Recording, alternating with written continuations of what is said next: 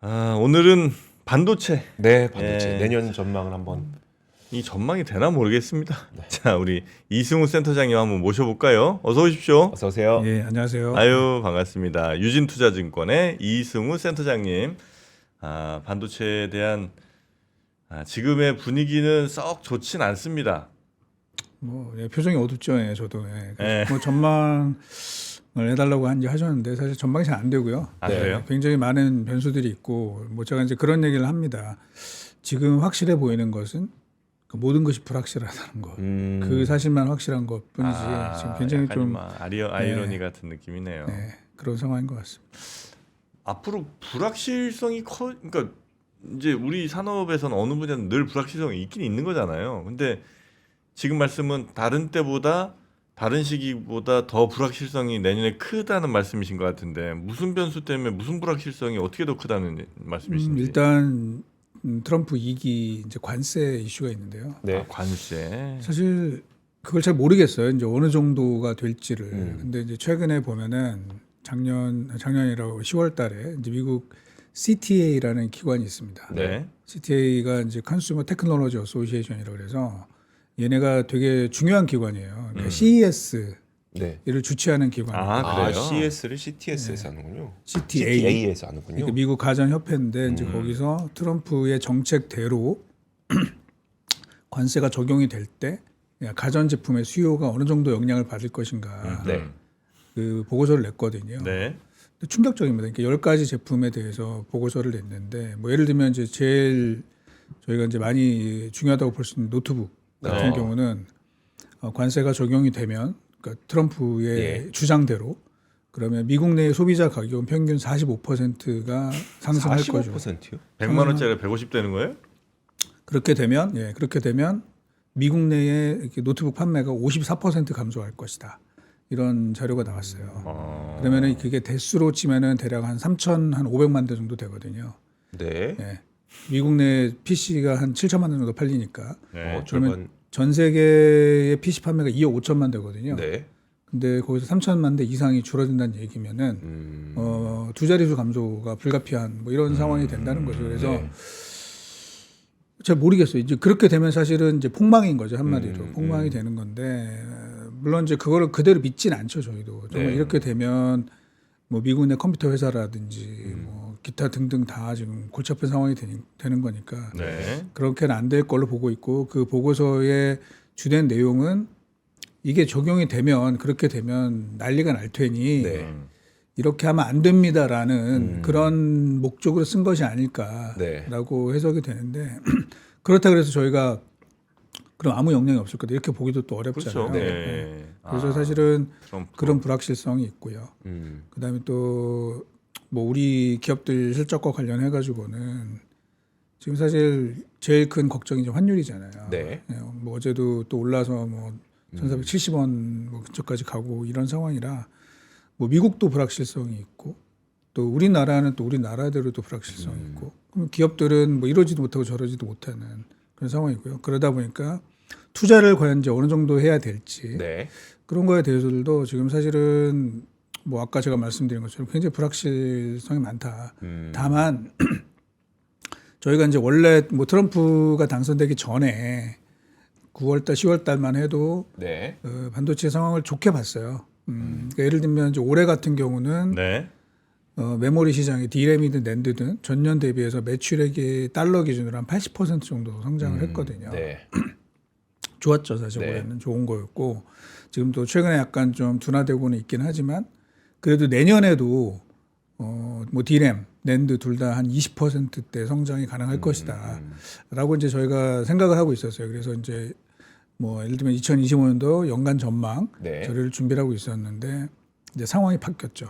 트럼프가 됐고 물론 이제 될 수는 있는데 그리고 나서 또 이 뭐 상하원 둘 다 흔히 말하는 이제 레드 수입이 됐단 말이에요. 네. 이제 그러다 보니까 정책이 정말 이게 될 수도 있겠다라는 생각이 좀 들고 있잖아요.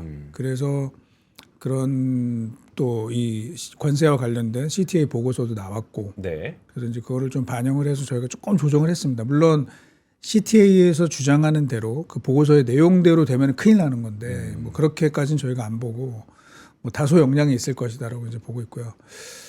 근데 혹시 그 CTA에서 뭘 어떻게 했길래 150%가 가격이 올라요? 예를 들어서 미국에서 사실 조립하지는 않잖아요. 대부분의 노트북을. 네. 그러면은 이제 어떤 국가에서 이제 들어오는 걸 텐데. 네. 네. 그 해당 국가의 관세일 텐데. 만약에 해당 국가에 미국에서 해당- 관세를 무는 거죠. 네, 그렇죠. 그러니까 그 관세가 뭐 대부분 10%? 다 중국에서 만들잖아요. 노트북은. 그러니까 10% 내지는 25%. 60%죠, 중국은. 어. 중국은 60%잖아요. 어. 중국에서 미국 가는 전자제품 60%가 관세예요? 네, 중국은 60%죠. 네. 아, 그렇게 하겠다고 지금 트럼프가 트럼프가 얘기하고 얘기를 한 있고. 거죠. 네. 그럼 뭐 그렇게 계산이 어렵진 않았었군요. 뭐 일부 이제 뭐 중국이 아닌 데서 만들어진 뭐 아, 베트남에서 예. 만들어진 것들은 그보다 좀 작겠지만 아, 10% 그렇게 되면- 20% 사이잖아요. 네. 그 일반 관세가. 네. 근데 중국에는 60%이기 때문에 그걸 평균 내면은 CTA 보고서는 45%의 평균 가격 인상, 54%의 수요 감소 이렇게 자료가 중국에서 나왔었죠. 원쿠션으로 베트남 들렀다 이렇게 가면 어떻게 돼요? 그러니까 이제 일부는 예를 들면 이제 중국산 제품 부품들이 들어간 거는 또 그거를 전부 계산을 하고요.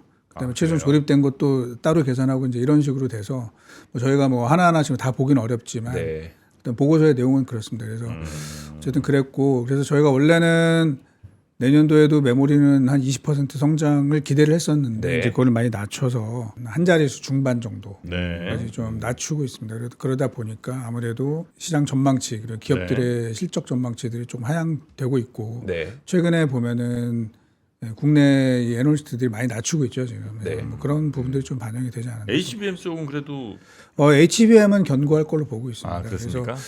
예를 들면 D램에서 HBM은 올해 대비 2배 정도 성장할 걸로 보고 있고요. 매출액 기준으로. 그러면은 이제 HBM을 뺀 나머지는 사실 이제 마이너스가 네. 될 걸로 보고 있는 거죠. 그러면 SK랑 삼성 가격 차가 더 벌어지겠네요. 그 주가 측면에서. 그거는 이제 삼성이 어느 정도 하느냐에 따라가느냐. 따라 달려 있는데 물론 이제 HBM에서는 차이가 계속 나겠죠. 네. 왜냐하면 뭐 내년도 물량에 대해서도 대부분 하이닉스는 이미 거의 물량 확정지었잖아요. 가격하고. 그래서 이제 그 부분에서 굉장히 좀 자신감이 있는 편이고 삼성은 조금 불확실성이 있다. 뭐 예를 들면 뭐 정확한 수치는 이제 뭐 삼성에서 밝히지 않기 때문에 뭐 저도 뭐 말씀드리긴 좀 그렇긴 하지만 예를 들면 네. 삼성 HBM 매출액의 일정 부분은 중국 쪽으로 들어가는 것들이 있거든요. 근데 최근에 미국에서 어떤 중국에 대한 추가적인 수출 규제. 규제가 네. 나오면서 HBM이 막혔단 말이에요. 그러면 이제 그 부분도 좀 영향을 받을 수 있는 부분이 있겠죠. 그렇게 이제 반도체는 보고 계시고. 수요단에서는 말씀하셨던 것처럼 관세 영향 때문에 전망 자체를 하기가 힘든 상황이다. 굉장히 어렵다. 라는 걸 알겠고. 물론 항상 어려웠지만 물론 그렇죠. 더 어렵다 이런 상황이고. 근데 그럼 공급단에서는 사실 그것 때문에 뭐 그것도 그렇고 이제 정치적 불확실성도 있고 하다 보니까 투자 자체가 굉장히 지금 못 하고 있는 상황인 거잖아요. 그럼 공급단에서는 좀 물량이 줄어들면서 가격 하락은 좀 방어해 줄 수 있는 겁니까? 아니면은 그거는 그래서- 뭐 그런 것도 생각할 수는 있는데 예, 그거는 뭐 내년도 하반기 정도 돼봐야 저희가 좀 알 수 있을 것 같고 내년 좀 하반기. 단기적으로 네. 보면은 근데 최근에 뭐 아시잖아요. CXMT 네네. 이런 우려가 상당히 많고 음, 제가 이제 국내 업체들 그 최근에 이제 뭐 미국에 다녀오신 분들 이야기를 네. 들어보니까 그 9월달 뭐 이때만 해도 이제 미국에서 투자자들이 질문을 하면 거의 대부분이 HBM 관련된 질문이었어요. 네. AL랑 HBM이 어떻게 될 것이냐. 그런데 11월 이후로는 거의 질문의 대부분이 CXMT와 관련된 것입니다. 왜냐면은 이제 뭐 아시겠지만 CXMT가 미국 장비를 굉장히 많이 샀어요. 네. 그러니까 이제 미국에서 중국 반도체를 견제한다고 했지만 사실은 좀 빈틈이 있었던 거잖아요. 네. 이제 그 부분을 잘 활용을 해서 중국 업체들이 뭐 일단 구매할 수 있는 장비들은 상당히 많이 사놨고 물론 아주 최첨단은 좀 맞기는 했지만 그래도 뭐 필요한 것들은 자기네가 많이 사놨고 네. 이제 이 장비들이 배치가 돼서 이제 물량이 나올 거다라는 얘기인 거잖아요. 네. 물론 조금 과장돼 있는 부분도 있는 것 같아요. 네. 이제 일부 언론이나 뭐 외국계 IB에서는 뭐 예를 들면 내년도 말이 되면 CXMT의 이 생산 능력이 마이크론과 거의 대등할 정도까지 올라갈 것이다. 뭐 이런 네. 보고서들이 실제로 나왔고 네. 이제 그런 우려들이 이제 투자자들이 정말 얘네가 어떤 정도 수준이냐 이걸 이제 질문을 굉장히 많이 하는 건데요. 조금 과장되어 있는 것 같아요. 예, 조금 과장되어 있는 것 같고 다만 실제로 이제 저희가 보면은 이것도 제가 볼 때는 뭐 100% 믿을 수 있는 자료는 아니지만 네. 이제 시장 조사 기관들이 발표한 자료를 보면 올해 상반기에 CXMT의 전 세계 D램 매출액 점유율은 한 3% 정도 돼요. 3%. 되게 그건 낮죠. 믿을 수 있는 거예요? 그러니까 그것도 제가 뭐 정확하게 100% 믿는다고는 못해요. 네네. 왜냐하면 근데 되게 유명한 이제 시장 조사 기관들이 낸 자료거든요. 이제 네. 그나마 믿을 수 있겠죠. 그리고 아마 올해 하반기가 되면은 그 올해 4분기 정도가 되면은 한 4에서 5%이 정도까지는 올라올 수 있을 것 같아요. 근데 이제 뭐 일부에서 얘기한 얘네가 마이크론의 뭐 대항마가 될 수 있다 이런 정도는 아닌 거죠. 굉장히 거리가 많이 있습니다. 네. 그래서 어쨌든 다만 근데 시장에서는 그런 CXMT에 대한 우려 이게 메모리 주식들을 확 끌어내린 그런 요인이 됐다는 거죠. 지금 CXMT가 DDR5도 팔 수 있습니까 지금? 그 실질 물량은 지금 없는데 이제 최근에 그 현지 언론 보도에 따르면 네. 이제 HBM도 일부 한다고 지금 얘기는 하고 있고 DDR5도 곧 양산이 시작될 거다. 뭐 그런 이야기들이 있습니다. 예, 다만 저희가 이제 그거를 그럼 어느 정도 확인할 수 있느냐 네. 이제 그거는 좀 퀘스천이에요. 왜냐하면은 그 물량이 뭐 아시겠지만 다 중국 내수용으로 지금 팔고 있는 것이고 해외 쪽에서는 물량 보기가 좀 어렵고요. 네. 그리고 중국에서 판매되는 그 D램 자체도 사실 이제 퀄리티가 좀 낮을 거 아니에요. 아무래도 뭐 삼성이나 SK 하이닉스를 비교했을 때. 하지만 중국 내에서는 굉장히 비싸게 팔린다 그래요.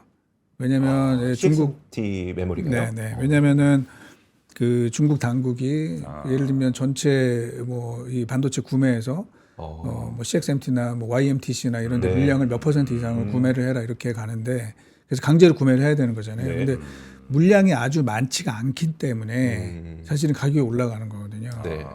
네, 그래서 사실은 이게 최근에 그런 뭐 외국계 증권사의 보고서라든지 이런 것들이 조금 제가 볼 때는 좀 과장돼 있는 게 있다. 물론 이제 걔네가 저희가 주시는 해야 되지만 그 정도로 많은 물량은 아닌데 어쨌든 그 우려가 지금 많이 나오면서 이 메모리 주가에는 아주 큰 타격을 준 것으로 이제 볼 수가 있을 것 같아요. 예.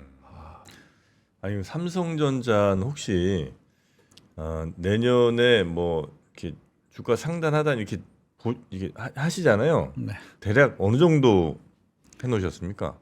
일단 저희 목표 주가는 77,000원이고요. 예. 77,000원을 해놨고 이제 바닥은 사실은 이제 최근에 보면은 어찌됐든 자사주를 네.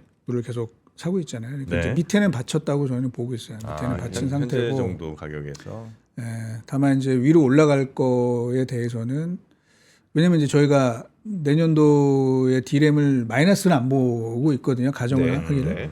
그러면 뭐 플러스는 될 거야. 그리고 환율도 어쨌든 뭐 지금 1,400원대 막 이렇게 올라가고 있으니까 국내 반도체 기업들 수익에는 뭐 마이너스는 아닐 거라고 이제 보고 있는 거죠. 네. 그러면 실적이 뭐 이렇게 빠질 것 같냐 그렇게 보진 않는다는 거죠. 근데 그거는 결국은 이제 삼성이 어느 정도 원기 회복을 과연 하느냐에 따라서 좀 달려 있는 거죠. 사실은 우리 삼성에 대한 걱정은 메모리 업황 걱정보다는 네. 다들 이제 삼성 자체의 경쟁력 약화 이게 더 큰 걱정이잖아요. 네네. 외국인들도 사실 그래서 많이 파는 것 같고 그러면은 삼성전자 주가는 사실은 뭐 업황보다는 삼성전자가 좀 예전의 모습을 어느 정도 과연 회복을 해줄 수 있느냐. 와. 저 D램 말씀해 주셨으니까 낸드도 좀 여쭤보고 싶은 게 네. 불과 얼마 전까지만 하더라도 사실 특히 그 서버에 들어가는 eSSD 정도는 괜찮다라고 했는데 최근 수치가 좀 제가 그 정확한 기억은 안 나는데 최근 수치가 좀 안 좋아졌던 걸로 기억을 하거든요. 지금 eSSD가 어떤 상태입니까? 아니 뭐 수요는 계속 있는데 네. 자 문제는 올해 상반기가 너무 강했어요. 그러니까 이제 지금 되게 좋을 걸로 생각을 해서 네. 사실 구매를 굉장히 많이 해놨단 말이죠. 그러니까 미리 사놓은 거예요. 네, 많이 해놨단 말이에요. 그래서 가격도 사실은 뭐 저희가 생각할 수 없을 만큼 굉장히 급등을 많이 했고 네. 뭐 일부 업체들이기는 하지만 그 지금 이제 eSSD나 또는 올 플래시 스토리지라고 하는 네. 제품을 이제 만드는 미국의 뭐 피어 스토리지나 이런 회사들이 그때 이제 3개월 전에 컨퍼런스 콜에서 그런 얘기를 했어요. 뭐 얘네가 이제 물량이 뭐 굉장히 많지는 않지만 무슨 얘기를 했냐면 자기네들 하반기 때 필요한 낸드를 이미 상반기 때 구매를 다 해놨기 때문에 하반기에 낸드 주문량은 좀 줄어들 것이다. 네. 그런 얘기를 했고 저도 그거를 이제 삼성 하이닉스 양쪽에 좀 확인을 했거든요. 그랬더니 뭐 그럴 수 있다. 그런데 이제 그 회사들이 그런 이야기를 하는 회사들이 뭐 아주 자기네들 입장에서는 대형 거래소는 아니기 때문에 뭐 아주 그렇게 우려할 정도는 아닙니다. 뭐 이런 정도의 그 리액션이 있었거든요. 네. 근데 이제 최근 들어서는 이제 보면은 뭐 이게 뭐 ESSD도 그렇지만 사실은 이제 컨슈머 제품들은 네. 수요가 확 줄고 있잖아요. 그리고 아까 말씀드린 것처럼 그쪽도 미리 사놓은 게 상당히 있다라는 거죠. 그러다 보니까 지금 물량이 좀 많이 줄고 있고 네. 그래서 이제 지난번에 마이크론 실적 때 약간 쇼크 비슷하게 이제 나왔는데 네. 그때 이제 낸드를 감산해야 되는 상황이다 뭐 이런 얘기까지 한 거죠. 그렇죠. 아니 그 삼성은 저 파운드리는 어떻게 이거 아주 골칫거리죠 지금. 네, 굉장히 문제가 좀 저는 좀 많다고 보고 있고. 그러니까 이거 지금 어떻게 떼어내지도 못하고. 그렇죠. 예. 그거는 사실은 제가 이제 흔히 말해서 이제 할 말은 많지만 뭐 하지 말을 않겠다? 다 하지는 좀 어려운 이제 그런 부분이 있습니다. 예. 그래서 사실은 이제 메모리는 예. 삼성이 저는 이제 좀 시간은 뭐 어느 정도 걸릴지 몰라도 잘 할 거라고 보거든요. 네. 예. 근데 이제 지금 우리 정 앵커님 말씀하신 것처럼 파운드리는 과연 솔루션이 있느냐. 예를 들면 TSMC랑은 거리가 더 벌어지고 있잖아요. 더 멀어지고 있고 반면에 그 저 밑에 있는 중국에 이제 SMIC라고 또 있잖아요. 네. 거기랑은 거리가 되게 좁혀지고 있어요. 근데 이제 SMIC는 뭐 중국 정부의 지원도 있기는 하지만 어쨌든 이익이 나요. 네. 근데 이제 삼성은 적자가 계속 나고 있는 상황에서 좁혀지고 있다. 다 잡아먹어 이게. 이거를 이제 어떻게 해결할지가 이제 결국은 삼성이 정말 예전 같은 저희 어떤 국민 기대주로 올라설지 뭐 그런 중요한 이게 이제 열쇠가 될 것 같아요. 파운드리가 정말 기술력은 있는데 아직 뭐 저 고객사가 좀 덜 안 잡힌 거라 계속해서 뭐 기술 개발하면 우리 할 수 있다. 요게 이제 되면 그나마 괜찮은데 아무리 봐도 뭐 전문가들 말씀도 그렇고 파운드리가 지금 희망이 별로 안 보이는 것 같은데 워낙 투입해 놓은 게 많으니까 이러지도 저러지도 못하는 것 같더라고요. 뭐 십몇 년 동안 지금 사실은 해왔. 이 정도 성과를 냈으면 성과를 냈어요? 그러니까 이 정도 되게 낮은 성과를 보였다면 뭐 앞으로 무엇 때문에 좋아질 건지가 되게 불분명한 거죠. 예. 그러니까 근데 지금 파운드리의 캐파는 부족한 상태잖아요. 전 세계적으로. 그렇죠? 인공지능 캐파가- 때문에. 아니 그 TSMC 도 꼭 그렇지도 않습니다. 예. TSMC만 부족하지. TSMC가 그리고 계속 공장 만들잖아요. 그렇긴 하죠. 네. 그러니까 이제 그거를 잘 보셔야 되는 게 네. TSMC랑 엔비디아가 최근에 사실 뭐 사이가 되게 막 이렇게 매끄러운 편은 아니거든요. 네. 왜냐하면 이제 엔비디아는 계속해서 뭐 예를 들면 코어스 캐파를 더 늘려라 뭐 계속 요구를 하고 있는데 네. TSMC는 아니 그건 너네 생각이고 우리는 우리의 그 계획대로 갈 거야 이제 이렇게 얘기를 하는 거죠. 네. 그리고 만약에 너네가 정 급하면 우리가 해줄 수는 있어. 네. 근데 가격을 2배를 내 이런 얘기를 하는 거죠. 네. 왜냐면 경쟁자가 없기 때문에 캐파를 그렇게 뭐 무리하게 늘릴 필요가 없는 거죠. 네. 뭐 비싸게 받으면 되는 거니까. 그렇죠. 사실은 사실은 저는 이제 반도체도 다른 메모리도 마찬가지라는 거예요. 우리 사실은 뭐 반도체는 성장성이 크다 뭐 이런 얘기를 많이 하잖아요. 네. 그래서 계속 투자를 해야 돼. 이런 얘기를 하시는데 사실 뭐 아시겠지만 그 D램이랑 낸드랑 빅그로스 자체가 네. 지금 뭐 10% 중반대 정도 보고 있는 거거든요. 근데 예전에 제가 이제 애널리스트 초창기 2000년대 초반 막 이럴 때는 네. 연간 빅그로스가 70% 80%였어요. 아. 그러니까 그때는 사실은 계속 투자를 해야죠. 사실 공장을 네. 신규로 지어야죠. 근데 지금은 연간 디맨드 그로스가 10% 중반대다. 그러면 예를 들면 낸드 같은 경우는 단수를 높임으로 인해서 네. 추가적인 캐파 없이도 그 정도 빅그로스가 나온다는 거예요. 그래서 이제 마이크론이나 이런 데서 얘기하는 거는 낸드는 이제 더 이상 신규 팹이 필요 없는 거 아니냐. 뭐 이런 얘기도 나오고 있고 D램도 뭐 예를 들면 지금 뭐 빅그로스가 15%다라고 친다 네. 그러면 저희가 마이그레이션으로 제가 볼 때 한 7, 8%는 아무리 못해도 나오거든요. 그러면 사실은 캐파 그로스 이렇게 많이 있을 필요는 없을 것 같아요. 제 생각에는. 그래서 이게 아까 이제 TSMC도 마찬가지지만 공장을 굉장히 많이 지어놓으면 뭐 뿌듯하죠. 사실은 공장 크게 지어놓고 장비 쌓아놓고 뿌듯하긴 하지만 네. 그러면은 이제 걱정하시는 것처럼 이제 공급이 많이 늘게 되면 결국 가격은 빠지게 되는 거잖아요. 그래서 사실은 그 계획을 굉장히 좀 면밀하게 검토를 해서 이 투자를 사실은 무리하지 않은 선에서 뭐 이 딱 맞춰서 나가는 게 그리고 약간 빠듯하게 나가는 게 네. 그러니까 오히려 약간 부족한 듯 가는 게 오히려 더 낫다는 거죠, 사실은. 공장 뭐 여러 개 많이 지어놓고 장비 많이 사놓으면 네. 제가 예전에도 한번 말씀을 드린 적이 있는데 미국 장비 업체들만 좋은 일 시키는 거고, 네. 그죠? 그래서 가격이 떨어지면 미국의 빅테크들만 수익성 좋아지는 이런 꼴이 되기 때문에 사실은 투자를 굉장히 하고 싶어 하세요. 제가 이제 그 경영진들을 네. 많이 만나 보면 이거 뭐 주문이 이렇게 많이 들어오는데 좀 해야 되는 거 아니야? 이런 얘기를 많이 하시는데 그거보다는 사실은 조금 왜냐면 사실 할 수 있거든요. 네. 네. 삼성, 하이닉스, 마이크론 이제 세 회사인데 그렇죠. 네. 조금 할 수 있습니다. 다만 이제 중국이 들어오는 게 조금 걱정이긴 네. 한데 그거는 이제 예를 들면 우리 럼프 형님께서 이제 좀 막아주고 그죠? 막아주고 너네만 써라 하고선 이런 식으로 가는 게 좀 좋지 않을까 뭐 그런 생각도 좀 해봅니다.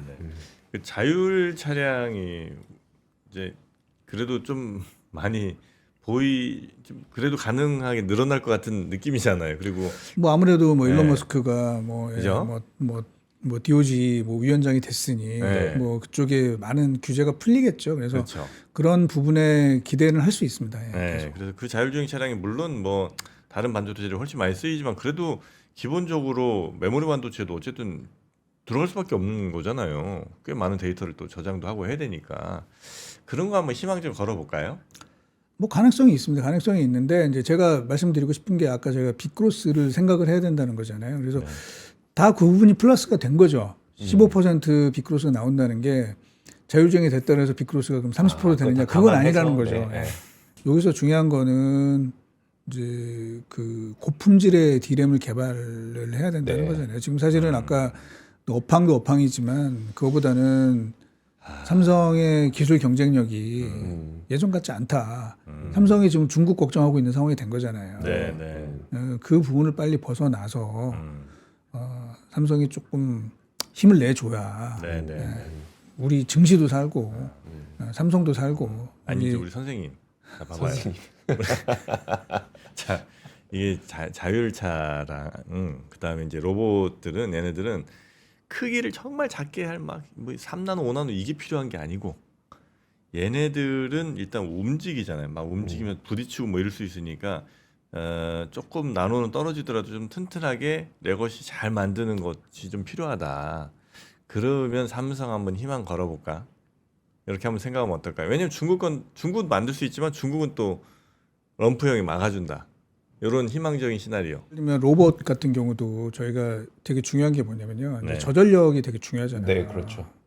정말 에너지 세이빙이 정말 중요하거든요. 이제 그러려면 사실은 계속 그 최첨단 D램으로 갈 수밖에 없습니다. 예. 그러니까 그래서 사실은 이 삼성 이게 지금 저희가 아이러니한 거잖아요. 이제 삼성이 레가시 좀 품질이 떨어지는 D램에서 승부를 내자. 이거는 제가 볼 때는 이건 아니죠. 예. 네. 삼성이 좋은 제품을 만들어서 최첨단에서 승부를 거는 게 저는 답이라고 생각을 합니다. 아 그래요. 최첨단 뭐 HBM은 뭐 좀 쉽지 않아 보이고. 아니 그 지금 그러니까 결국은 A식 맞춤형 반도체 쪽에서 삼성전자가 뭔가 해주지 않는 이상 기대하기 어렵다는 말씀. 맞춤형이라고 하면 뭐 HBM 말씀하시는 건가요? 아니면 그렇죠. 이제 뭐 AWS나 애저나 이런 쪽에서도 다 자기네 HBM을 좀 만들고 싶어하는 상태니까 그런 데에 대한 어떤 이야기들. 그러니까 이제 그렇죠. HBM은 좋아요. 계속 좋을 겁니다. 그 지금 말씀하신 것처럼 반도체의 앞으로의 드라이버는 계속해서 AI가 될 거예요.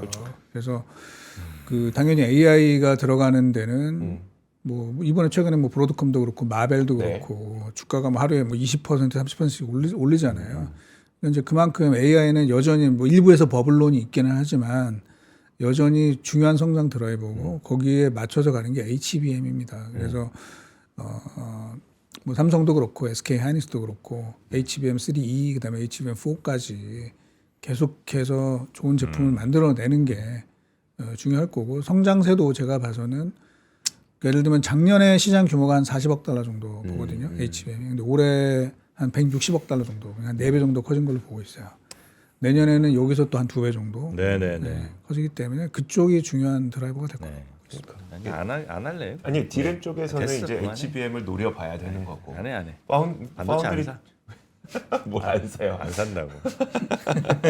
그렇죠. 파운드리 지금 말씀하신 파운드리 것처럼 쪽에서는 AC 반도체를 좀 노려야 되는 거고 지금 또 이제 안 그 돼. 엔비디아 반 엔비디아 진영이 있으니 파운드리 쪽에서 그쪽에서 뭔가 먹거리를 삼성전자가 찾아야 되지 않겠느냐. 엔비디아 중요하죠. 예. 뭐 어디 저 다 됐고 반도체는 안 하겠습니다. 그리고 목표가도 이제 보니까 지금부터 그렇게 높지도 않아. 목표가 내년 목표가 이 정도 쓰면 사실은 안 된다는 얘기거든. 예. 그리고 이제 최근에 보면 이제 브로드컴이 예. 굉장히 중요한 주식으로 떠올랐잖아요. 근데 네. 뭐 중요하죠. 중요할 거고 이제 시간 다 저희도 됐어. 그 많은 얘기를 했었는데 여전히 사실은 AI 분야에서 엔비디아랑 브로드컴의 매출액 차는 10배 정도 납니다. 예. 알겠습니다. 그래 장시작하니까 오늘은 여기서 마무리하고요. 네, 알겠습니다. 예, 뭐 반도체는 어떤 말씀인지 알 것 같습니다. 자 우리 이승우 센터장님 고생 많으셨고요. 네. 다음 알겠습니다. 기회에 또 봬요. 네. 네, 연말 잘 보내십시오. 네. 새해 복 많이 받으시고 복 많이 고맙습니다. 받으십시오. 감사합니다. 네, 자 저희도 여기서 인사드리도록 하겠습니다. 함께해 주신 여러분 고맙습니다. 고맙습니다.